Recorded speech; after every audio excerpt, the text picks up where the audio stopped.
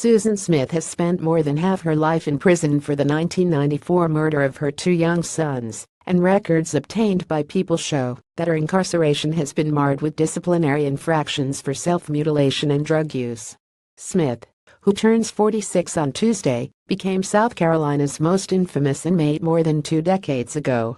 In October 1994, she told police that she had been carjacked by a man who had taken off with her two young sons still in her car. For 9 days, she made tearful pleas for their safe return. But it was all a lie. As her story began to unravel, Smith admitted that there was no carjacker. Smith had blamed the crime on a non-existent black man, which led to outrage among the black community. Smith finally told police that she had let her car roll into a lake with Michael, 3, and Alex, 14 months, still strapped in their car seats.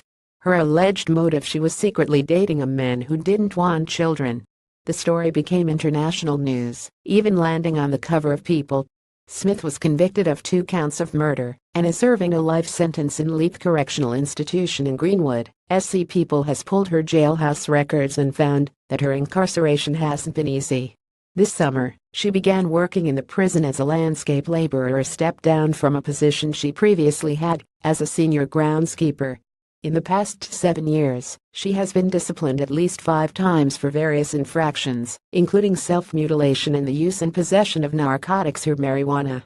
Each infraction has resulted in the loss of privileges, including loss of visitation, canteen and telephone privileges.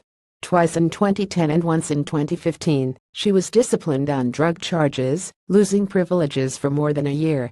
In 2000, Smith, then 28, was disciplined for having sex 4 times with 50-year-old prison guard Houston Cagle. He pleaded guilty and spent 3 months in jail. The following year, a prison captain, Alfred Rowe, also pleaded guilty to having sex with Smith and was sentenced to 5 years probation. But Smith claims she has been misunderstood. In 2015, Smith wrote a letter defending herself to The State, a local newspaper. "Mr. Cahill, I am not the monster society thinks I am," she wrote to reporter Harrison Cahill. "I am far from it. Something went very wrong that night. I was not myself," she wrote. "I was a good mother, and I loved my boys. There was no motive, as it was not even a planned event. I was not in my right mind." But Smith's ex-husband, and the father of the boys, told People in 2010 that he has never fully recovered from the pain. "There's always this nagging and gnawing heartache," David Smith said. "It's there every day, even if I'm not always conscious of it."